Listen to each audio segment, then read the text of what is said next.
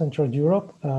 Good morning, good afternoon, or good evening, depending where you are joining from. My name is Jose Gesti, and on behalf of the entire Sanitation and Water for All Partnership Secretariat, we welcome you to this series of webinars on climate action.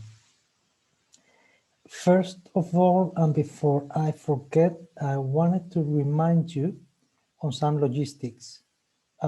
You will see on the lower side of your screen a button that it says interpretation, where you can click and then choose whether you want to have translation into from English into Portuguese or Spanish, or the other way around. Les quiero hacer llamar la atención sobre el botón en la parte inferior. I would like to draw your attention on the bottom, on the button on the bottom part of the screen, because with it you can pick the language of your choice for this presentation. I'll be speaking in English, although I'm a native Spanish speaker, so it can be translated simultaneously into Spanish. That will be in Spanish, and therefore those that they don't speak Spanish, they will need to choose also translation. As I said, welcome to this webinar series that are co-convened between the Sanitation and Water for All, together with UNICEF, WaterAid, and the Global Water Partnership. We are really happy to join forces to bring you this set of 3 webinars. And today we're having the second session. Today is the second webinar. The focus of our conversation today is on the practical integration of climate resilience into WAS strategies and plans. But let me situate a little bit better how this set of 3 webinars and the webinar today fit. Joao, please, in the next slide. This flow diagram, it's our ambition for country processes where WAS stakeholders and climate stakeholders start working more closely together to get first WAS integrated into climate policy, but also having climate resilience well integrated into WAS strategies and plans. As you can see on the left side of the screen, everything should start through a stakeholder mapping, where the WAS sector analyzes who are the stakeholders to partner with. And in many cases, this will go beyond the traditional partners and may include working with ministries of environment, climate change departments, departments of disaster risk reduction, also organizations working at the river basin level and working across different set of stakeholders, including as well academia. We will have a good representation today, the private sector as well, as we had in the previous session this morning, etc. So the webinar last week had a focus on the policy analysis, and more specifically, we dived in last week into NDCs, nationally determined contributions made by countries, and national adaptation plans. And we review how are the entry points for water supply, sanitation, and hygiene into this level of climate policy. We had very interesting country case studies. In our LAC, in our webinar for the Americas, we had presentations from Nicaragua, from Mexico, and from Brazil. We got very good feedback from these presentations, as they were very helpful for other countries to see how to navigate these processes. Today, the webinar today is going to focus, as you can see on the screen, on the continuation of this flow chart. We are going to be emphasizing the need for WAS risk assessments to be able to inform climate policy, but also to make sure that we properly integrate climate resilience into WAS strategies and plans. And we will see different methodology and a specific methodology for this. And after that, we're going to see different frameworks to work with potential options and solutions in the water sanitation and hygiene sector that precisely address the risk that have been identified in the previous step. Next week on Thursday, 29th, we will have our third webinar that is going to focus on climate financing. And don't forget that at the end of this flow diagram, what we are expecting is to have all the elements for this integration that we are calling for, integrating WASH into climate policy and climate resilience into WASH strategies and plans. Next slide, please.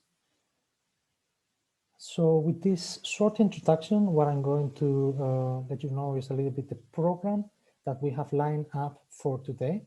We have 2 initial presentations, followed by 2 country case studies, and we have lined up 2 discussions with very important remarks to be made.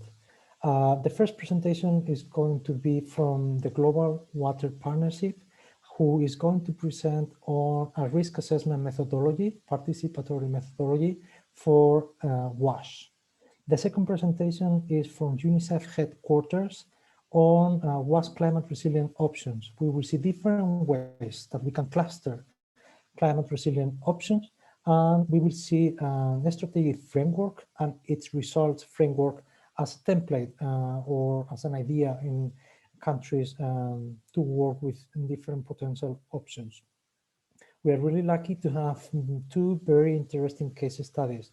Indeed, Bolivia case study is going to complement the first presentation on risk assessment, as we will have representative from the Universidad Mayor de San Simón, Fernando Salazar, will be talking on how Bolivia is actually using a risk assessment methodology at the national level. We also are very lucky to feature sanitation and climate resilient sanitation in our webinar series. And we thank our partners in Peru for the presentation they have prepared for you on climate resilient sanitation in flood-prone areas. We're equally happy to have WHO and WaterAid playing a prominent role presenting initiatives on climate resilient water safety planning and sanitation safety planning, and then also on the WaterAid water security framework. So without further ado, I'm going to give the floor to the next slide, please, to Kitane from Kitane Jempere, who is Technical Advisor, GWP Africa Coordination Unit in Southern Africa. So the floor is yours, Kitane. Thank you very much for taking part of this webinar series. Thank you very much, Jose. Confirm if you can hear me, Jose? Yes, Kitane, please go ahead. Thank you very much. Thank you, colleagues. Happy to be part of this webinar. My name is Kitane. I work for Global Water Partnership Africa Coordination Unit based in South Africa. So I'll give you a brief presentation on the climate risk analysis for WASH, mainly around the theoretical and the technical tools that was developed through UNICEF and GWP. Next slide, please. Next slide. Okay, so this is basically, as Jose said, how do you integrate climate resilience into WASH strategy and plus? And the first step is basically to try to understand the problem.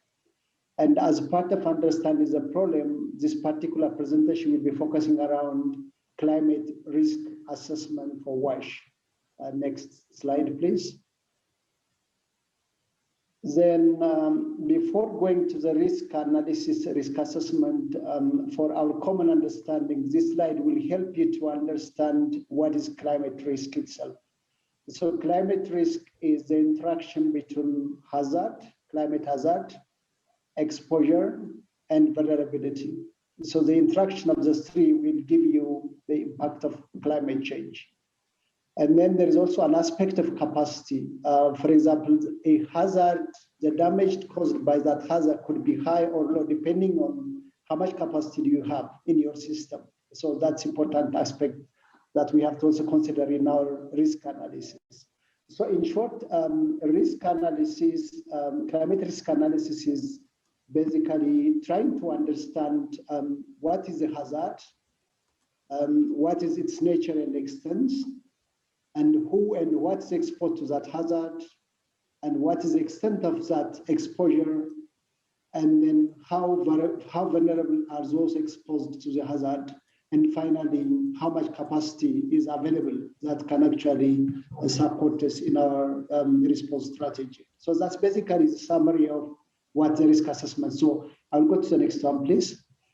Then, in addition to understanding what's climate risk, it's also trying better actually to understand what are the components of the different levels. For example, when we say exposure, vulnerability, and capacity, there are different dimensions or components.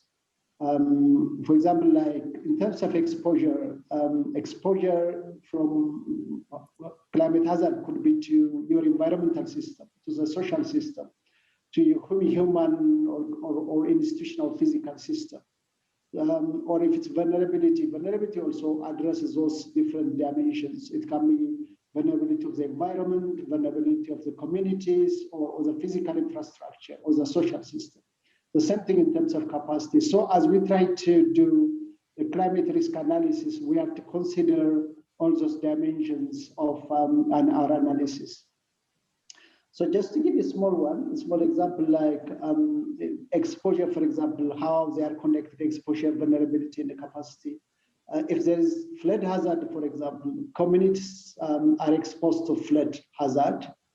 And then there could be communities that are residing in flood-prone areas. So those are most vulnerable to that flood hazard. And then out of those communities, again, communities that are poor and they don't have means, or if there is no any access road to those communities, then they don't have the capacity if you have to take any kind of response measure. So that's kind of trying to demonstrate the relationship between the three. Next slide, please. Then now I'm going to go through the different processes. So if you go to online, you'll find the risk assessment tool together with some kind of guidance note. You will find it there. Currently, it is the Excel-based tool, but we are finalizing the process to make it a web-based tool of climate risk analysis. There are two parts of the analysis. The first one is a high-level analysis, and there's also detailed climate assessment or analysis. In terms of process, the first one is, in addition to defining the scope of your climate risk analysis and also gathering data information, the first thing what you have to do is identify and score your hazard. And then you have to identify and score the exposure to that hazard. Again, identifying and scoring the vulnerability and the climate and the capacity. And overall, you do the climate risk analysis, and finally, you end up with a prioritized list of climate risk to your WASH program or WASH policy or program or project. Next slide, please. So I'm going to take you through those processes. So the first one is, how do you assess hazard? Assessing hazard, it has different processes. The first one is identifying the hazard. For example, it can be a flooding hazard, for example. If I take a flooding as a hazard, then I have to try to understand its characteristics. How is the frequency of the flood? How long will it stay in terms of the flooding? How intense its intensity? How's its intensity? Is it very severe intensity or low, moderate? And how geographic extent would this flood cover? And what time of the year will this flood will come, so that it can be related to important activities during the year. So that kind of characterization of the hazard will be very, very useful. And based on that characteristics, then the high-level assessment is to give a score for each hazard. So that's overall scoring of the hazard based on the main characteristics. You can also consider a number of characteristics together. For example, I can give high, medium, or low to overall flood hazard, but I can also consider the intensity of the flood and also the frequency of the flood as important characteristics, and I can score flood hazard based on a number of characteristics of the hazard. So that's in terms of the detailed scoring process. Next slide, please. Once you have those scoring for the hazard, important to consider is assigning some score for confidence, the level of confidence, because particularly when it comes to hazard estimation in the future, particularly, we may not have the right or adequate kind of data and information, or we may not have the right tools to predict future hazards. So it's always good to capture the level of confidence you have as you do the hazard assessment or analysis. Next slide, please. Once we identified and assess the hazard, then the next one is then exposure to hazard. Exposure to hazard has a different aspects as we discussed initially. It can be, the hazard can expose people, it can expose environmental systems, the institutions, the social capital, and so on. So try to identify who or what is exposed to the identified hazard. So that's very important to identify. And then once you identify those exposures, similarly, you will do the scoring. For example, the exposure to people through flooding could be low, but the same flooding could have high exposure for infrastructure, for example, for latrine facilities, for example. It could be very, it's too much exposure, or the damage for infrastructure could be high compared to people probably. So that kind of scoring will be important. And in the tool online, you'll find some additional information in terms of indicators to identify or score some of the exposures. Next slide, please. Then the next level is assessing vulnerability. Okay, we identified the hazard, we identified the exposure, and then we have to see how vulnerable are those exposed communities or infrastructure or kind of environment. Similarly, we have two levels of assessment, a high-level assessment based on a single score for each component, but also a detailed scoring based on a number of factors. For example, if I take environmental as one of the exposure, for example, flood damage to environmental systems, you need to identify what are the elements, and sometimes you have to actually identify the right questions. For example, if I'm thinking of flood to environmental systems, the first thing could be, okay, what is the rate of environmental degradation? We need to understand that one. And then, for example, the next question could be, are water sources adequately protected in that system, in that environmental system? And then you do that assessment, and if your assessment is like, okay, environmental degradation is high, and if the water sources are not adequately protected, then there is high level of vulnerability of your environmental system, which means it's a high score. But the detailed assessment will actually do scoring at each of the aspects. For example, you score the rate of environmental degradation, and you also score the water source protection separately, so that you can really identify which aspects of vulnerability are more important for your consideration. Next slide, please.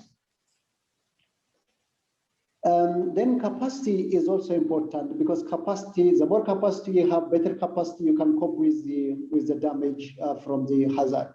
So assessing that capacity is also important. But important to note is that capacity assessment is part of our response strategy. And in terms of prioritization of the climate risks, so that you can address them as you plan your program or planning or strategy. Similar level of assessment, high level and detail level assessment. The same thing, you can put one scoring for overall one, but you can also score the details, the detail aspects of capacity at different levels. I will not go into the detail for this one. Maybe let's go to the next slide and summarize it a bit. So once you did your assessment for the hazard, you describe the hazard, you have the scoring, and you also assess the exposure to that hazard with description and scoring, and you do vulnerability of that exposure with the description and scoring. And then, as we said initially, climate risk is the interaction of hazard, exposure, and vulnerability. So you do overall scoring for the climate risk. So if you multiply the three aspects, hazard, exposure, vulnerability, you'll find an aggregated score for climate risk. And based on that scoring, you can actually prioritize your climate risk for consideration as part of your planning program. But important to check is, once you have that list of climate risk, you need to check if you are happy with that list of climate risk, or do you want to consider more risks? Are some risks actually left out? And then you have to check and go back in your analysis. The next slide, please.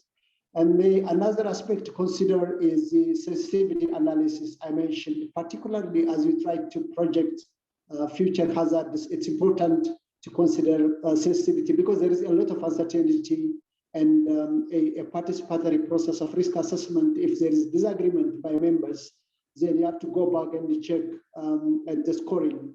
For example, you might score flooding based on frequency and intensity, as we showed earlier, but probably you may consider again the geographical extent to be an important factor to consider and score. And then if you consider geographical extent of the flood, then you may end up with a different kind of climate risk prioritization. So I think it's important to check that sensitivity analysis as you do the risk analysis. I think I will have to stop here. Jose, back to you. Thank you very much for your attention. Thank you very, very much, Kitane. That was a very good presentation that has it is making us understand better the practicalities of what is a risk assessment, what does it mean, and how a risk assessment is divided into these different components that you have described: the hazards assessment, the exposures, vulnerability, and eventually the capacity.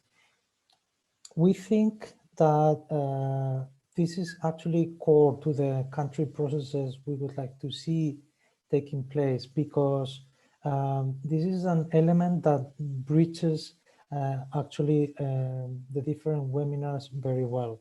In relation to the webinar last week, when we were doing climate or policy analysis, we were trying to identify entry points for WAS, and we already mentioned at that point how it could be very interesting for the WAS sector to understand better the type of climate hazards it's facing and the impacts on the performance of the WAS programs.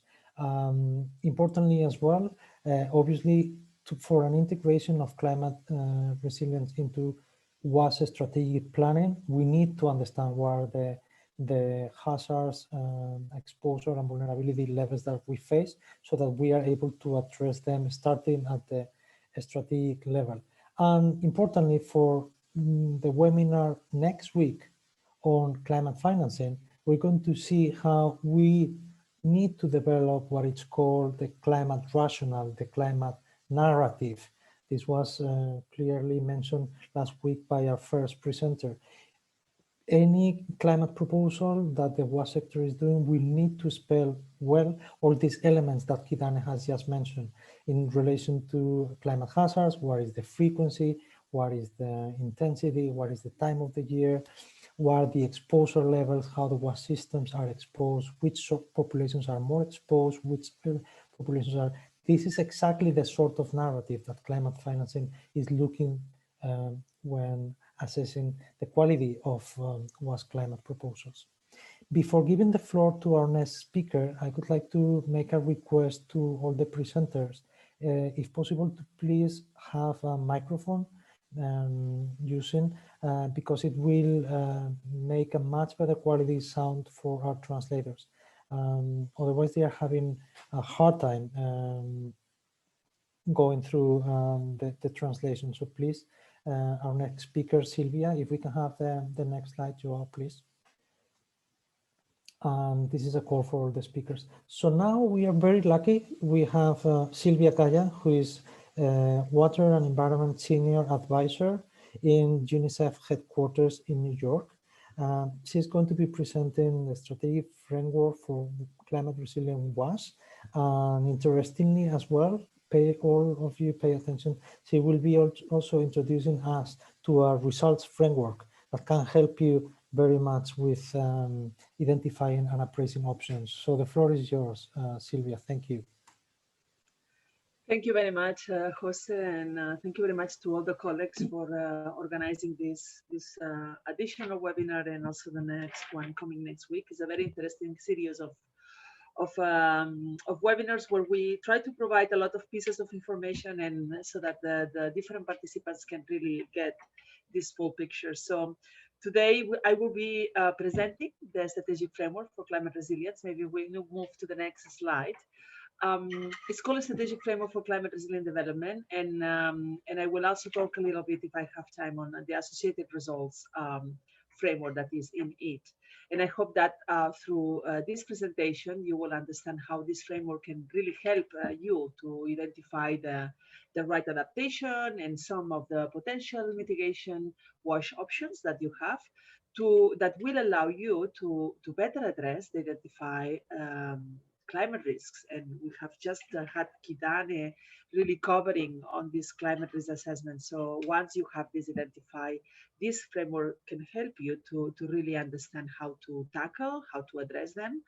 And this is the main topic for me today. So if we go to the next slide, we call it a donut, right? Because you see this donut here in the middle of the screen. You see here the document, the WASH Climate Resilient Development Strategic Framework. And let's say that this donut is really the core and the heart of this framework. And as I said, Kidani already covered this risk assessment, which is this blue part of the framework, right? So this framework, UNICEF is supporting governments in more than 75 countries to implement this framework. And it's important to emphasize that this framework has been developed between UNICEF and GWP, the Global Water Partnership. But this is a sector tool, is a framework for the sector. And that's why there are many countries that have adopted, and in a different of these quadrants, implementing in different of these phases or levels or color areas of the framework. But this is being implemented in the sector and by the sector and for the sector, right?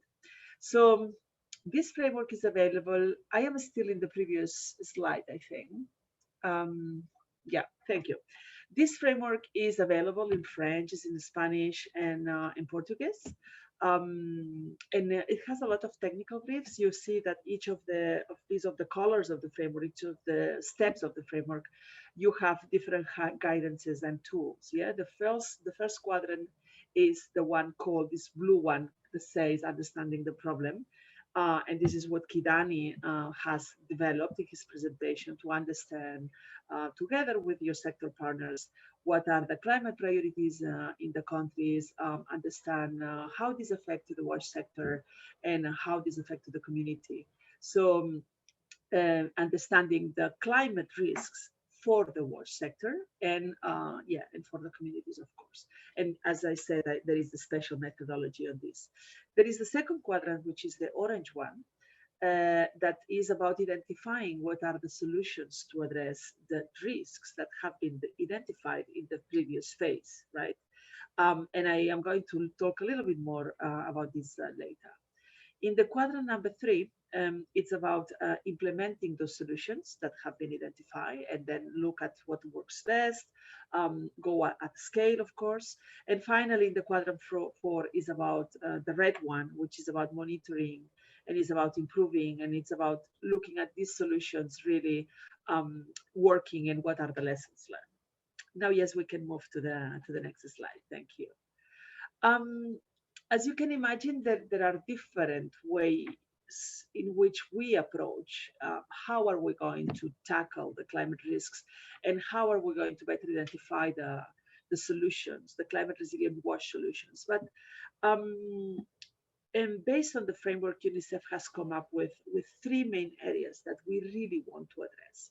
Because it's very easy, and I think that this was also covered by Kidani in his presentation. He was saying you may have a risk that affects the infrastructure, but does not affect people, or the other way around, a risk that affects the community, but that cannot affect the infrastructure. So in that way, we have identified these 3 areas that you see here in the screen, meaning that we want to, when we are looking at climate resilient water solution, we want that these solutions cover three objectives. The first one is that the wash infrastructure, the services and the behaviors that are promoted are sustainable, are safe, are resilient to climate related risks. We want infrastructure and behaviors be sustainable and be resilient, right? So this goes with hand in hand with the sustainable use, with protection and management of surface and groundwater resources, and resilience waste management.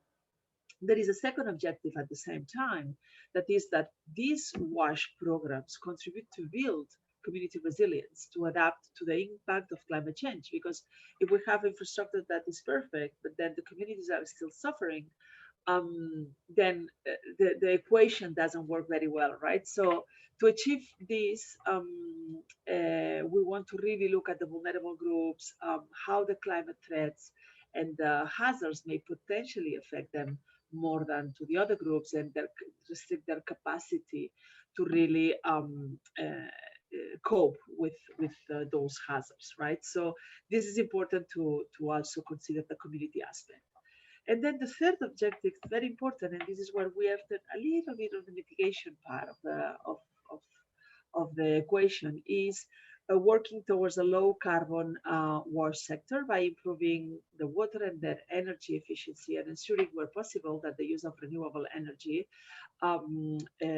is adopted in order to lower the greenhouse gas emissions from the wash sector overall, right? So we want to really achieve this part of the carbon footprint as neutral as possible. And we understand that sometimes there are, of course, limitations. So these are the three objectives. When looking at the options, we really want to look that those options address the problem for the infrastructures, assure that the community will have more resilient capacity, and assuring that our footprint in the sector is low or neutral. In the next slide, you will see one of the areas that are this is extracted from the guide, right, from this framework. And I want to bring your attention precisely that this framework includes a very practical tool, which is a very generic, very simplified results framework that you can use as a template that you can adjust to your country, of course, and your context. We are not going to go into the reading of this. You can download it and have a look and explore this content. But what is, for me, the idea I want you to take home is that you will see that the results framework propose you suggestions or ideas to work at three different levels, right? Remember that in the last slide we covered the three objectives, that here is where we are going to work. So we want to have areas of work that are at national level, others that are going to be implemented at subnational or watershed level, and then also some solutions that will be for local or project level implementation. I am going to maybe elaborate a little bit more on this detail in the next slide. That will be the last one from my side. So this, as we said, so we can move into the next slide, please. Thank you. Yeah, that's correct. So as I have said earlier, the desired outcome is that the wash infrastructures and the services and behaviors are sustainable and resilient to the climate-related risks, and that WASH contributes to build the community resilience to climate change, and at the same time, our sector contributes towards lowering the greenhouse gas emissions. Now, at national level, for instance, we need to foster a lot of what it relates with enabling environment. We want to create a conducive enabling environment to allow for these options to be identified and implementing. And examples of activities for that would be, for instance, right, conducting analysis to understand the resilience of the different technology types. It could be reviewing and updating the WASH strategies to really incorporate the climate risk, because a lot of WASH strategies as they are today don't incorporate these climate risks as a part of the whole picture and as a big threat to the future sustainability of the services. There are other things that can be done, like making budget allocations available to prioritize wash interventions in the identified risk areas. And this can be done logically at national level. Or also, for instance, another activity would be around ensuring early warning systems to predict and mitigate climate risks to wash, right? So these are just examples on how we can enable this environment and strengthen the systems. At subnational level or basin level, we aim that the water resources are monitored and managed considering climate risks to the wash services. And examples of activities that could be done include assessing risks to water resources from a climate change perspective or other, let's say, or other risks in terms of quantity and quality, how these affects how those risks affect our water resources in terms of quantity and quality. How we could monitor the water availability now and in future, and the water quality now and in future. This would be another good activity to take at subnational and basin level. Monitor patterns of use, because sometimes we realize that the water resources are well recharged, but then the behavior in terms of how do we use these resources across different sectors, and then this touch a little bit the integrated water resources management, how they are used and how we can monitor the patterns of use and identify a lot of inefficiencies in the water resources use, for instance, right? Or support basin planning activities. This could be also at this level. Finally, at project and local level, the aim is to have access to wash infrastructure and services, right?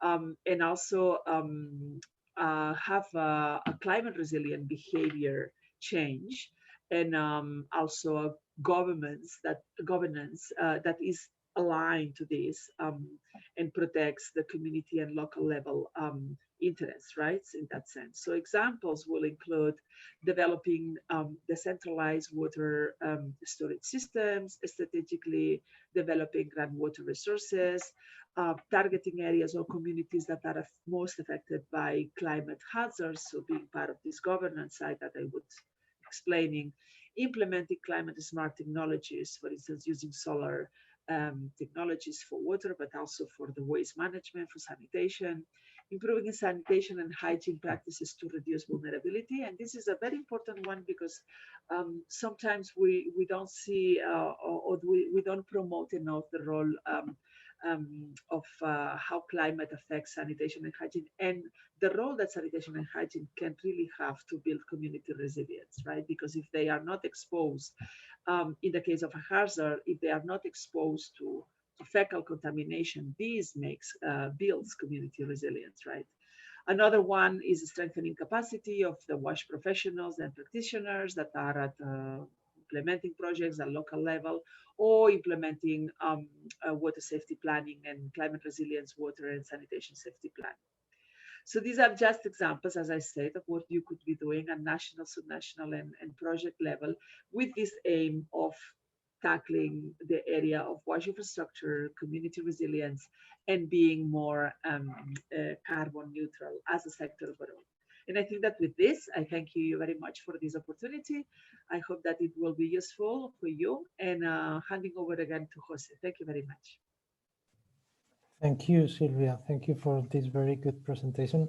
I think you have helped us visualize how climate resilient WASH options go beyond purely technological issues, and activities need to be thought through all these levels that you have mentioned, importantly also in every environment and national, subnational levels, and then the local governance and behavioral change, as well as obviously the reinforcing infrastructure and coming up with renewable energy and technological solutions that are climate smart. Thank you so much.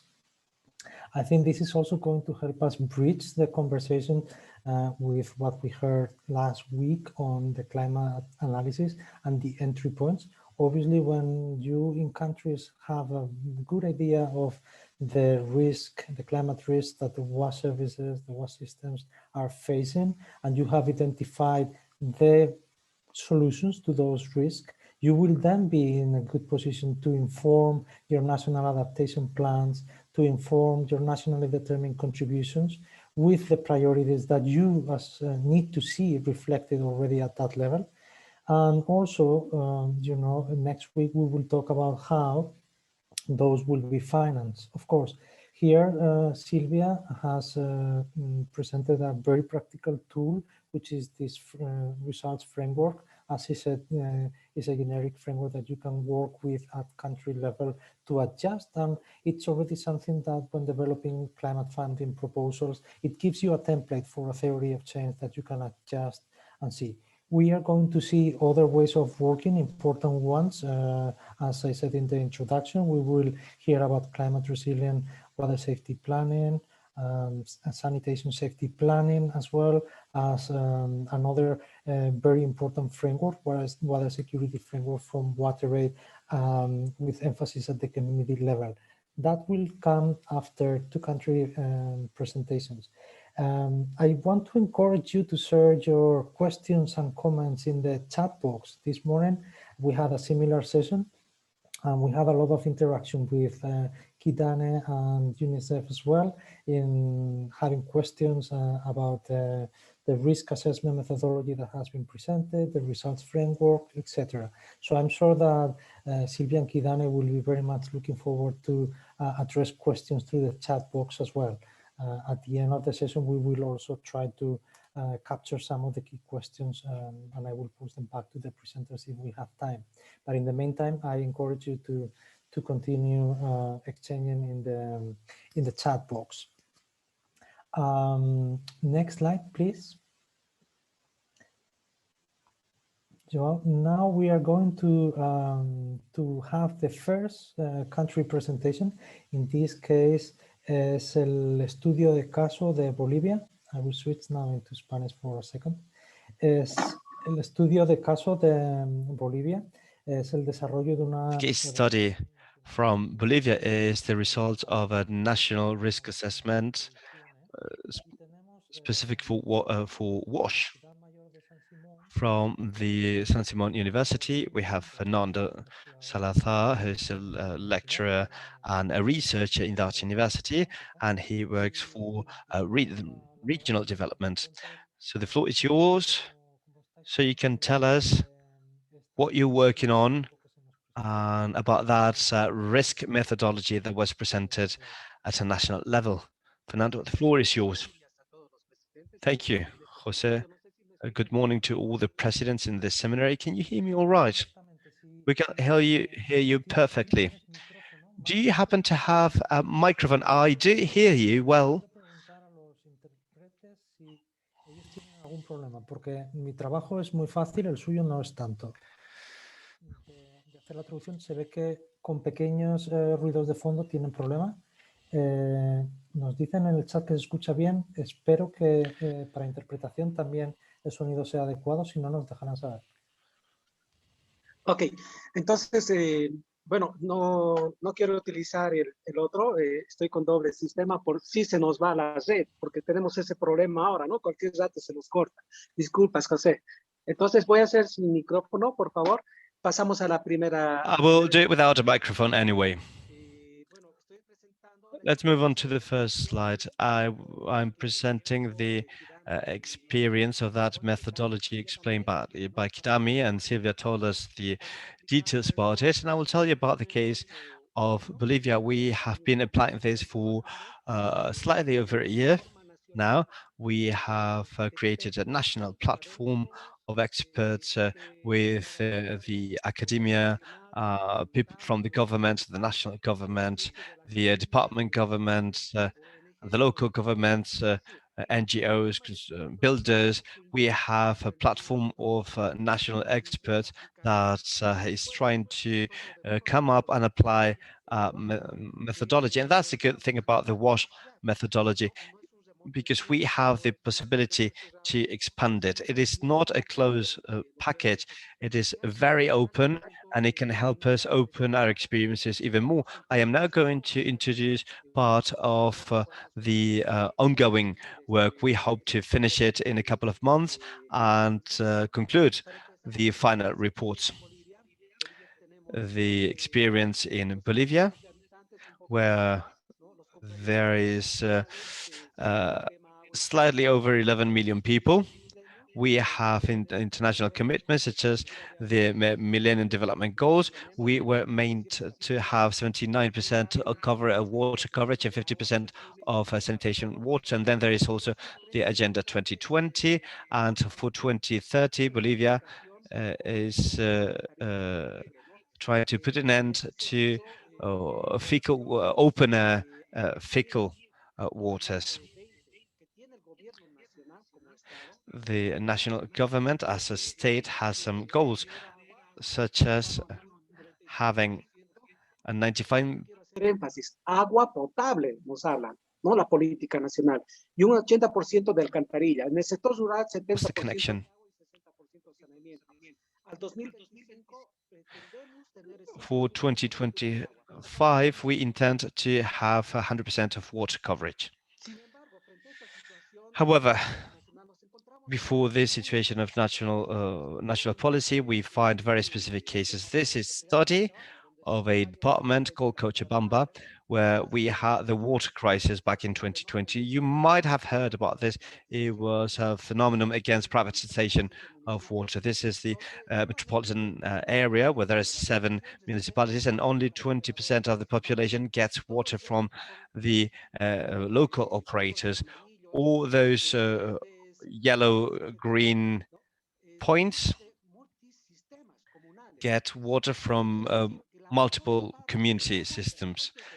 That is, most of the water sources, infrastructure, and organizations are held by the communities and the neighborhoods, and not by the operators. 12% of the neighborhoods do not have any access at all. This is the third most important city in Bolivia. And those tiny dots are the well systems with a coverage of about 50%. 50% is supplied by well water. We can see here a clear difference between the policies and the actual facts presented by the National Institute of Statistics and the governments. The data do not relate to what's actually happening. If we speak about drinking water, about 5% of the water we drink in the third most important city of Bolivia is drinking water. The rest is just either raw water or chlorine treated water. In this situation, and looking at the different capital cities from the different departments, the main of Bolivia's cities, we find the same situation as we did when we did the study in Cochabamba. Those blue dots and areas, those blue areas that we have in the geostatistical system show the local systems. These are all communal systems, which is key and a determining factor for us. Because imagine if this happens at the capital cities, imagine in the rural area, the situation is totally different. Those blue dots operated by council, local operators are not there. 100% is communal services. It belongs to either a community or a group of communities or just local areas such as neighborhoods. So that's the characteristic. And then again, drinking water for these groups is just a dream, and even more so in times of crisis or droughts. Moving on, this is the situation for water supply for everyday Bolivia in areas that do not have a network in place. So just imagine to the left you have an elevated tank, you have the name of the community or the neighborhood on it, then you have a photograph of an underground tank, then a tank system, and this is just a normal average family using water. So this is what you find every day in the country. And again, this reaches up to 30% of water users in Cochabamba. when you talk about sewage and sewage systems here, it's just a dream to them. And obviously, the situation brings us to conflicts, sometimes in situations under drought. In 2016, the capital city, La Paz, had to use lorries, tanks, in order to take water to some areas. They use these water tanks. The police had to distribute the water, and this affected the whole country. And this often happens when we are undergoing a drought. So these are some times when we have a water crisis. On the other hand, we have the methodology where the national experts, with the support and advice, when they shared with us what we have heard from Silvia and Kidame, we had Soraya, uh, and we are very thankful to them because they provided all the methodology in order to set up this application process in Bolivia. In this regard, there was an early phase, an early stage, where we created a national platform and we invited a series of representatives, a group of more than 18 experts from universities, research centers, NGOs, governments, etc. So we socialized the whole methodology package, and obviously we created the different steps for the work. We worked on the three components that Kidame mentioned: hazards, exposure, and vulnerability, and the priorities: floodings, droughts, glacier retreat, mining, pollution or pollution due to mining. We are a mining country, as you know, the wastewater pollution, and we also have specific points in these priorities. This is something typical for Bolivia. In the last few years, we had as many as 4 million hectares of tropical land. We called it Chaco. These are dry tropical lands which underwent a fire. So these areas are really important. They're paramount for us. And also the agro-industry pollution. We introduced these two factors, additional factors, as priorities in our model. It is not just about hazards, exposure, and vulnerability, but rather we need to adapt these measures to the reality of the country, and backed by the data. So having the data in order to develop the methodology in a proper manner, as we do with the rest of the components. So for floodings, I am going to develop just one point because I don't have the time. I hope Jose will not cut me. Talking about flooding as a priority, you will see to your left the geographical extent, you have the development, and particularly for floodings in Bolivia, and what it implies for us in the tropical system. 70% of Bolivia is tropical, is not Andine, as many might think. So we have entire departments which are under high risk of flooding. Ano, Beni, north of La Paz. In Cochabamba, you have the tropical area. Santa Cruz, we have Chiquitania, Llanos, and also the landslides we have near the capital cities, La Paz. Here in Cochabamba, we have Tiquipaya, where we have a major landslide issue. We have the frequency, we have high recurrence. The duration is about 6 months. The rainy season, the intensity being high. Again, the time goes between the rainy season from October to March, and then we have some of the features for the scores in the we have the score systems that provide us with the different scores, 1, 2, and 3. And here we populate these tables with the national data. So this is the key point. Why? Well, because as many experts, institutions, universities, governments that you have involved in this platform, generally we do not have enough information.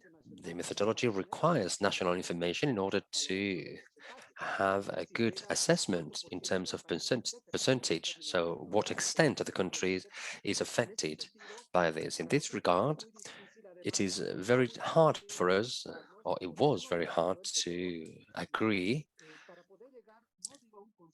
to reach not so much a consensus, but rather a justification and validation based on the assessments and scores that we were doing. Because you can have some very major floodings in some areas of the countries, but these may just be affecting not just the entire department. They can affect just a municipality or a district or a number, a group of communities. So it was very difficult for us to ignore that situation, which was really sad. That situation of flooding threat, where elsewhere in the country we have a drought problem. So with regard to the assessments and taking the assessment to a national context, this was the most difficult part, and we had to think jointly.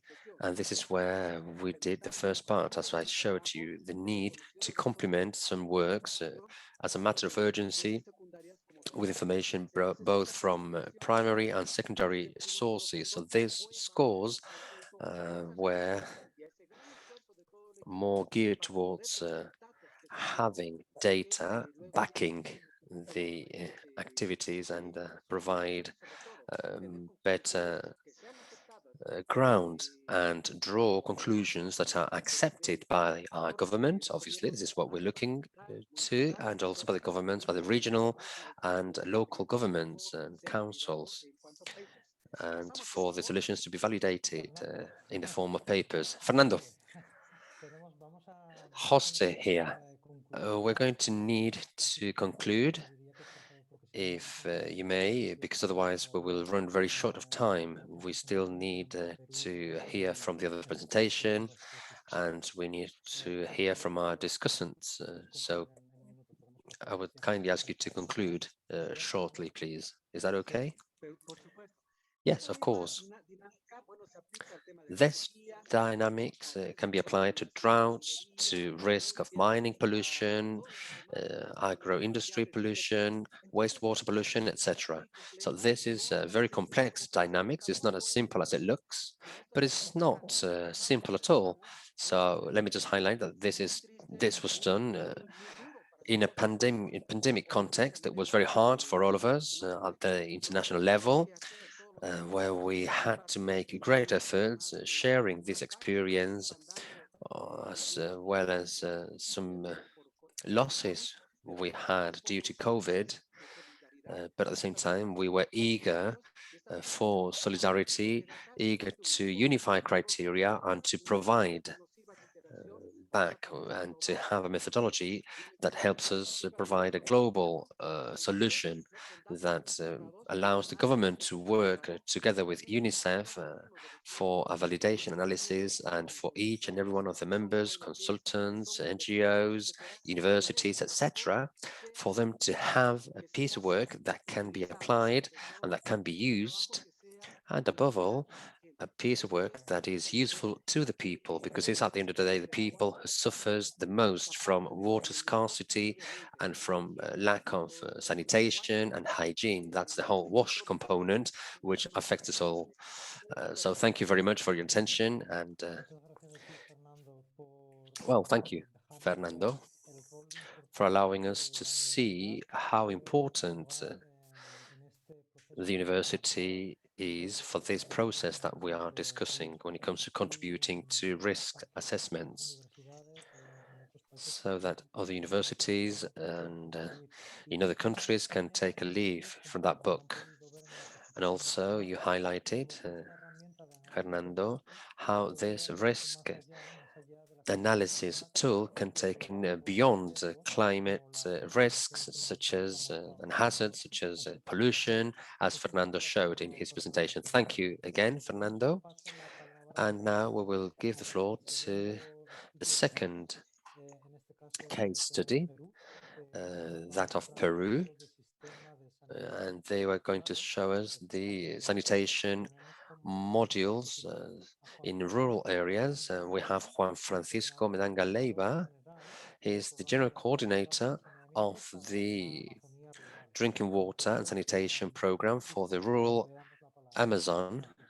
Juan Francisco, you have the floor.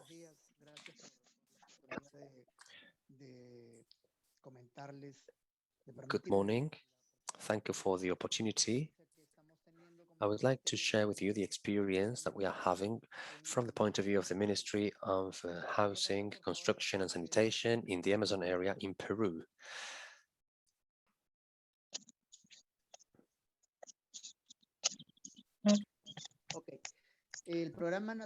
Okay, the National Rural Sanitation Program is made up by 3 regions from the Amazon area in Peru through a leasing contract, international cooperation with a Japanese bank, with an investment of $275.5 million. And with this investment, we will do some 146 projects benefiting more than 63,000 people. Our intervention is currently focused on the Loreto region. This is the region with the heaviest rainfall in the country, and precisely this is where we are installing and building the water capture modules, rain water capture modules in high relief in order to counteract properly the issue of floodings. Moving on.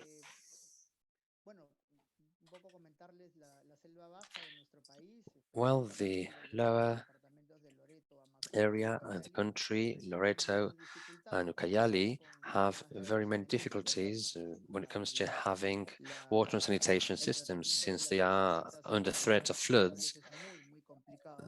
The treatment in these flooding vulnerable areas is very complex indeed, but this has to come hand in hand, or the treatment has to come hand in hand with good management of the cultural aspect in the area, which makes it even more difficult.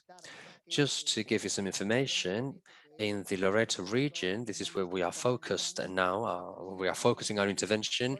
Approximately, or only 3 out of 10 people have drinking water services. So the gap is very large, and the National Rural Sanitation Program, through the leasing agreements that I told you about, are doing some heavy work that allow us to close that gap when it comes to the lack of access, which reaches 70% approximately, and which equals almost 4.8 million people. La intervención del programa ha sido declarada de prioridad nacional. This program has been declared as a national priority, and it's framed in the bicentennial program, which celebrates the 200 years of our republic.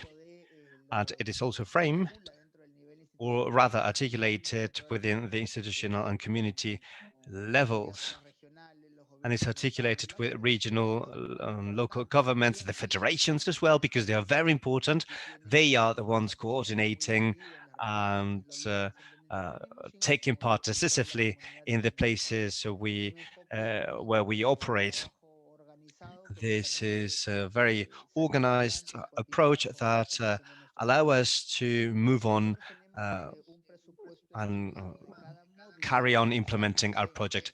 We have a budget for each of the modules installed in the Amazons of around $1,000. It is a water collection system to treat, to collect water and treat drinking water, and also a basic sanitation unit that can treat fecal waters, wastewaters. How is this theory, and what are we suggesting for our forests, for Amazon? We know that during the rainy seasons, there are huge floodings, and the land is flooded in over 1 meter of water, and it's very hard to walk around. We usually use boats to move around, river boats. So the water consumed in those areas is not very safe. And the rivers are polluted due to the exploitations, be it illegal mineral exploitations or um, fuel and gas exploitations, because they pollute our waters as well. And all this brings tough diseases such as diarrhea, dengue, and even death. We have very pitiful rates for our under 5-year-olds. We install sanitation modules in rural areas that allow us to reduce the diseases I just mentioned, and it also allows us to have important savings per person of about $50 per person a year.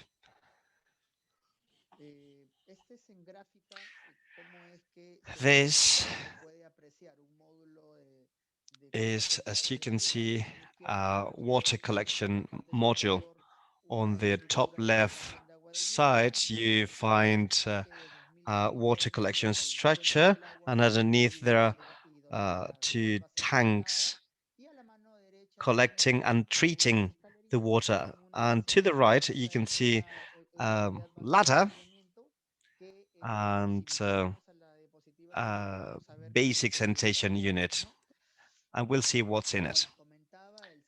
Like I just said, the rainwater collection has an aluminum sink roof of 40-50 square meters. The tanks, there is one 250 liters tank for the first water that removes dust and weed, and then two storage tanks for 2,500 liters. And that's the water that can be consumed by our users. We have a pump to pump up the water before pumping it on through a piping system towards the houses. This is the basic sanitation unit, and it's made up by eco toilets with two parts separated in liquid and solids.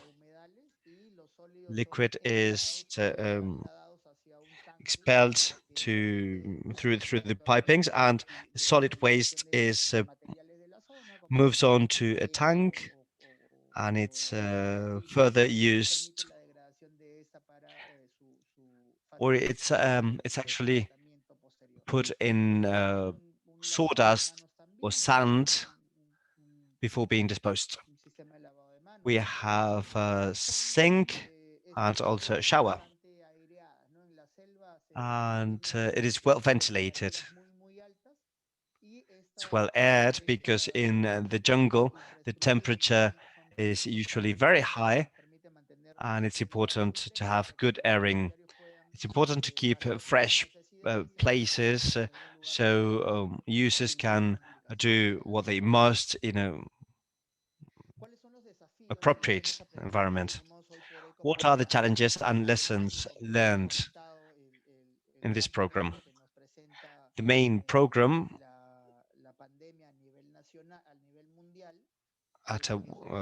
is the pandemic at a world level. And we also have another problem, which is to break the ancestral culture of our communities so we can offer them treated water and our sanitation systems. Well, it's very obvious for us that rainwater will not be wasted anymore. We're going to collect all those drops to turn it into drinking water, so every child in the Amazon region can drink safe water, because children are the future of a country, and we want them to we want to guarantee their education, their proper growth, and we want to reach out to every corner in the Amazons so we can bridge the gap in water and sanitation. We also want to contribute to eradicate severe diseases, and we want to ensure proper, appropriate raising for our children. Some lessons learned are, like I said before, agrupaciones federations are actually entities we need to coordinate with. We need to relate to them to reach every corner in the region and meet the goals of the program. The intercultural approach, implementation of infrastructure. It's very important to take into account all these challenges and lessons learned, because in places where the state has not been present or hardly present, it is very important to have infrastructure as long as a strong social component. If we had a top-notch infrastructure but no social component, raising awareness, building capacity, and maintaining the whole thing, then it will be useful. It's very important to have that social work, because that's what allows us to have the succeed the program has achieved in the Loreto region. I think this is a success story, and it's a good lesson and a good example for the neighboring countries and all the countries in Latin America. This is the building process of another project. This is a project we are currently putting in place in Nauta, Iquitos. 667 people will benefit from it, and that is 182 household connections, and it is 2.66 millions of investments. It is currently ongoing, and the infrastructures you see to the right are raised 2 meters high, because according to the historic and studies we've seen, floodings do not go beyond 1.5, 1.6 meters.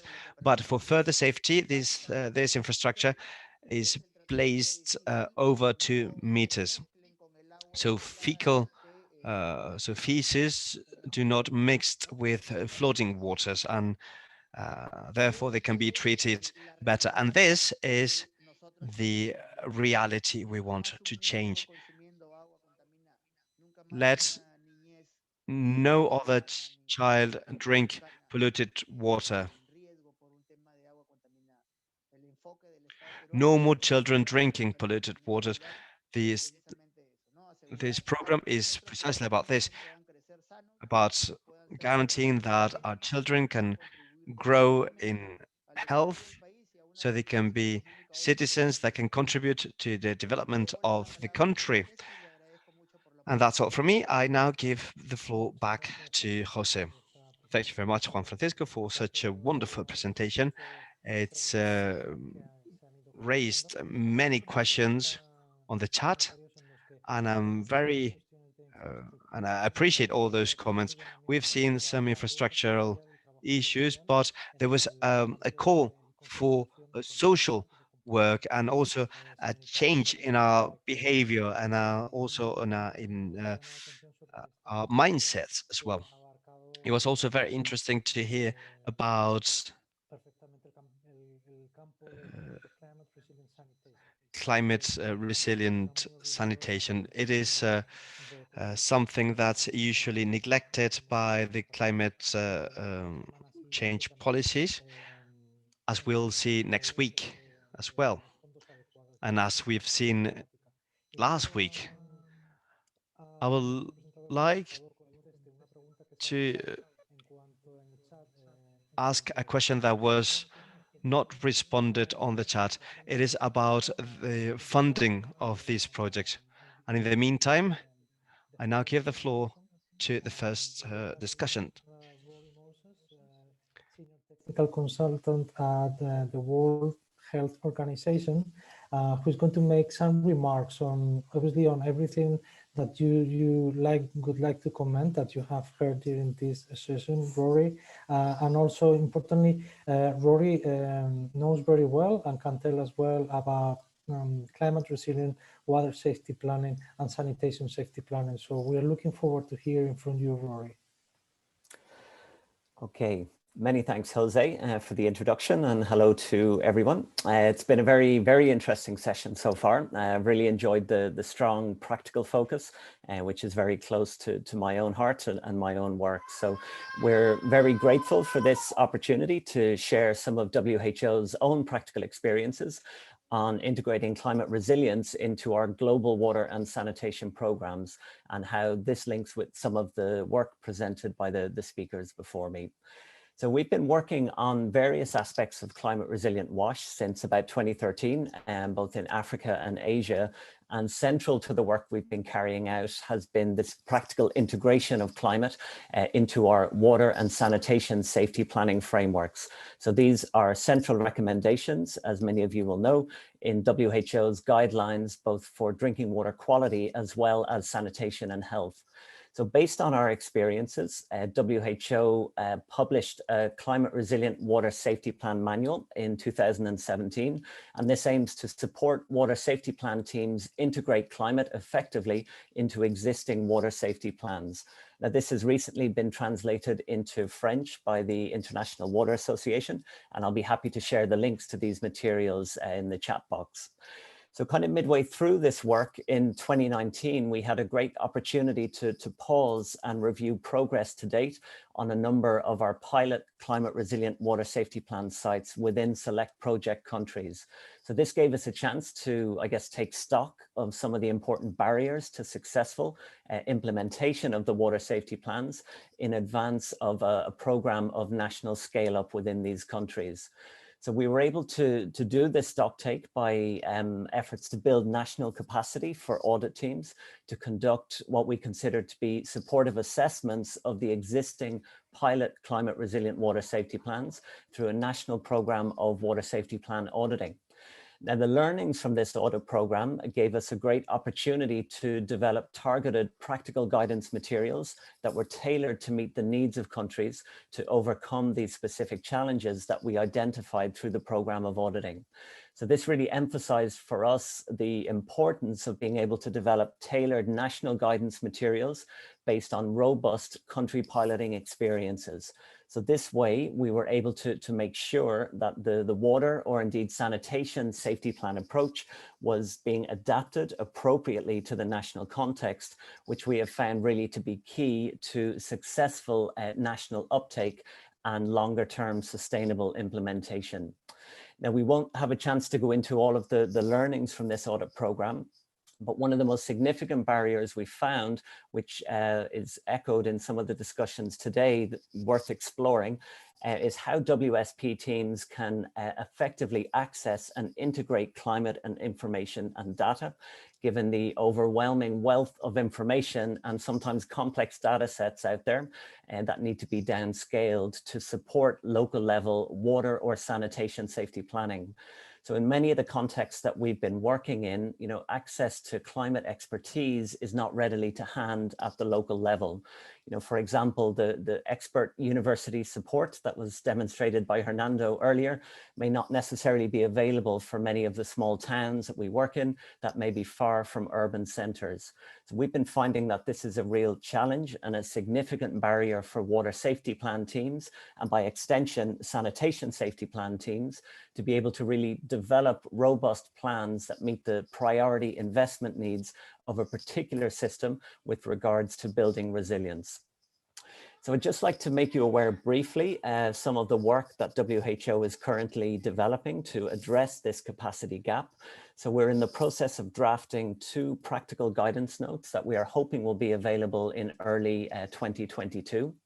Now, the first resource focuses specifically on guidance for water safety plan teams to access and integrate climate information into the water safety plan framework. And we'll be trying to provide stepwise practical guidance for water suppliers to be able to understand what their key climate and hydrological information needs might be, where to access this information, and how to integrate it effectively into the climate resilient WSP system assessment at the local level. So we'll be providing checklist style questions to guide water safety plan teams, and they'll direct users to a corresponding spectrum of various climate information sources, which is aligned with WSP team capacity, okay? And also the resources that are available, as well as the access that they may have to external support. Now, linked to this, the second resource we're developing will give guidance for conducting climate change and WASH vulnerability and adaptation assessments. So we're hoping to provide what we believe are simple, practical tools that can assess vulnerability and facilitate adaptation that ultimately is going to support countries to develop resilient water and sanitation services.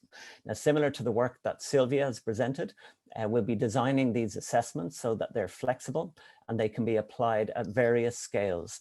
So they can inform national and subnational climate resilient policy, preparedness, as well as planning, but also be useful to inform local level water and sanitation safety planning activities.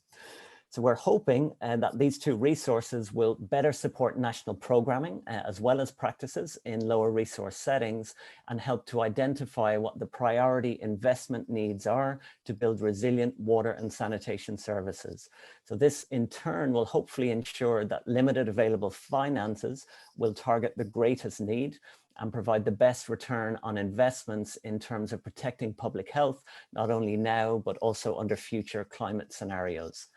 So it's worth keeping in mind that water and sanitation safety plans we've found to be a very useful tool to leverage funding, be it from national or international climate-linked funding mechanisms, which is an important consideration that we believe will be discussed further in your webinar 3.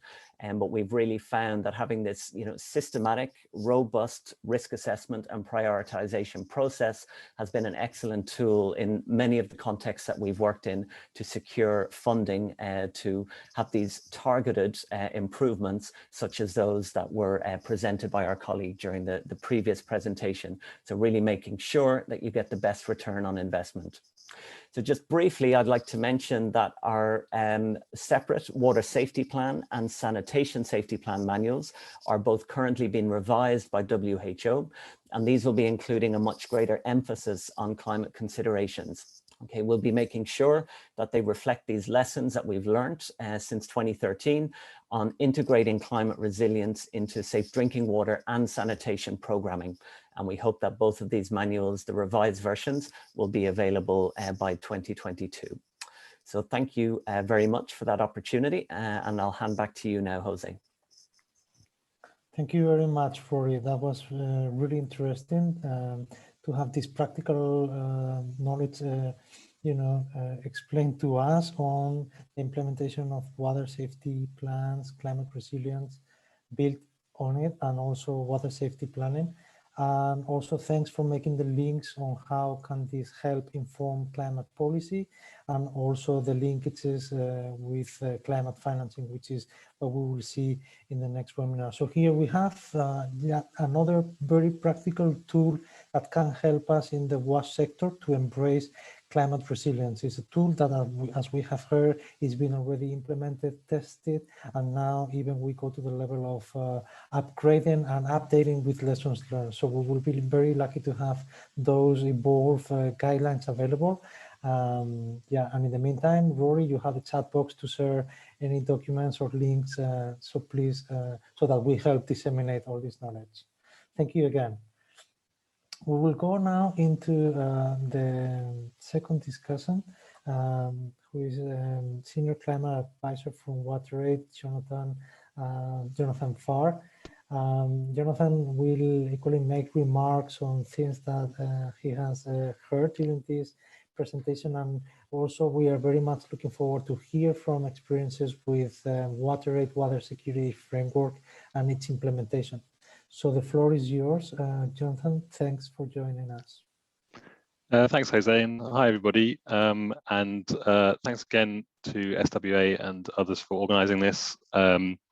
It's been really good to hear all different experiences and also the sort of practical solutions that people are working on. It's nice to see the way the sector's moving forward, and thanks also for the work that SWA and others have done to inspire that in the first place. I think it's something we do need to see happening more rapidly as we head throughout the year and over the next decade in response to sort of increasing climate impacts, but also that we're understanding that we're not going to get it all right straight away. We're going to have to learn these lessons, and hopefully we learn them together. WaterAid has been managing the sort of impacts of climate change and wider impacts on water security for we deliberately, I suppose, for almost a decade now. And one of the documents that we've produced to try and sort of get a handle on the many different threats there are to water is our water security framework. And the aim of that is twofold. Firstly, it's about citing where water and WaterAid's program work sit in the broader water security sort of conversation, but also to translate that theory into sort of practical steps for our programs, our country programs. And so, just to give a quick summary, WaterAid's focus in the sort of water security area, which obviously includes climate change as a sort of major threat to water security and as a threat multiplier to many of the other threats, is for water that meets basic human needs and includes drinking, cooking, hygiene, small-scale livelihood activities, and ecosystem services. But we, of course, recognise that there are other major water users, agriculture, energy, industry, and also, of course, the environment, which can sometimes put competing demands on water, but also put competing demands on political attention to sort of deal with different water problems. And of course, generally, a lot of these threats, climate change steals a lot of the attention, but we need to see these threats addressed in a sort of a holistic way as a system, not just seeing. Not just responding to only climate problems, but responding to the wider issues that they come from, such as siting of boreholes or availability of water supplies. And so, how do we do that? Well, one of the more sort of straightforward measures we do is, for example, we train up people in communities on the ground to measure rainfall levels and also borehole depth, and through that we're able, therefore, the communities themselves are able to track the direct relationship between climate and available water supplies for drinking water and for small-scale services and so forth. And that brings a number of advantages. First of all, it means that they can they have this long-term data over time, which means they can understand the relationship between a warming world and their water availability. And even if it's not directly linked to climate change, just understand that the water availability is very important. Another part of this, in order to get this data, is that we map water resources and bringing different parts of the community together, whether it's women or representatives of women or farmers or other key water users in the community. It's important to build that conversation about water.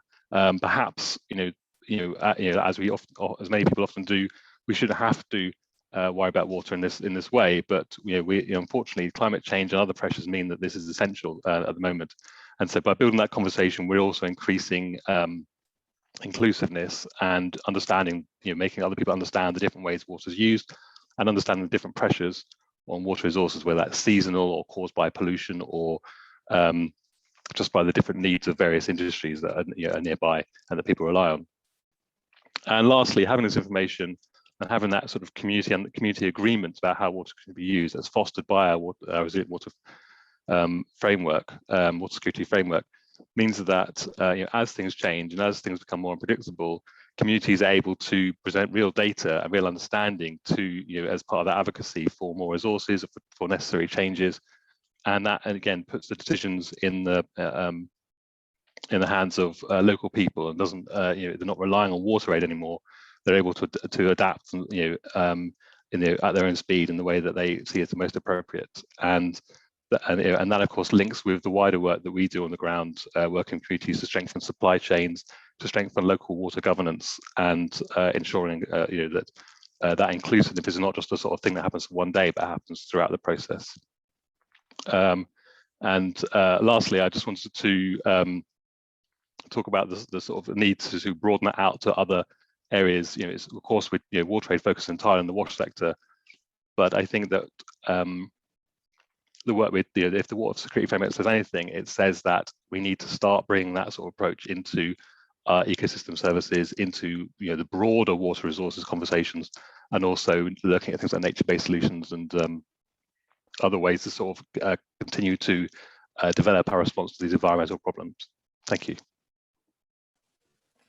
Well, thank you, Jonathan, for this very clear explanation and for sharing water aid experiences in using this water security framework at the level that you have described, which is another very tangible way to embrace climate resilience within the water sanitation and hygiene sector, which is what this webinar was about. So I hope at this point, we've seen that the chat box has been very, very active. I believe that most of the questions have been addressed, very interesting questions for all our presenters. And at this point, I really want to thank you, Jonathan, Rory, Juan Francisco, Fernando, Silvia, and Kidane for your active participation, not only with the presentations, but also in the chat box, answering the questions that have been made. We have gone through a very interesting session to emphasize the importance of understanding the climate risk in the water sector to take the right decisions and to be able to appraise and identify the right options that we will need to make sure we as a sector incorporate, or we do our best so that these priorities are incorporated in climate policy, and we make sure that when updating or developing new water sanitation and hygiene strategies, we build on the information that we have from these risk assessments. With this, I think we have completed our mission of this webinar too, which is to samples as possible, methodologies and practical tools and advices for you to move with this agenda. We are very much looking forward to having you on the third webinar, which will be on Thursday next week. We will have again 2 different sessions, Central European Time 11 and Central European Time 4 p.m., which is this session, which is morning for most of you. The recordings of the webinar 1 and webinar 2 are available on our website, not only the recordings, but also the PDFs of all the slides that you have seen on webinars 1 and 2. With that, we are finalizing the webinar today. And again, looking forward to having you again with us next week on Thursday. Thank you.